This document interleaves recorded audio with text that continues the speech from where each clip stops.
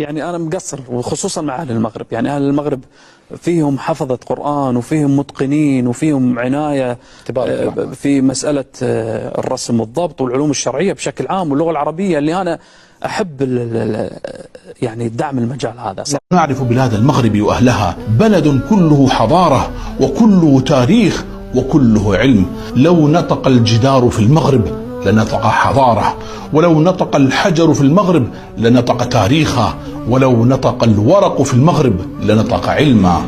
يكفي أن المغرب تحتضن جامعة القرويين بمدينة فاس، وما أدراك ما جامعة القرويين، أقدم جامعة في العالم بحسب اليونسكو، فقد بنيت في منتصف القرن الثالث الهجري، وما تزال إلى الآن تخرج العلماء والفقهاء وذوي الشأن الكبير. فليعلم كل مدع للثقافة والعلم وكل مفاخر بشهادته العلمية أو رتبته الأكاديمية أن في رقبته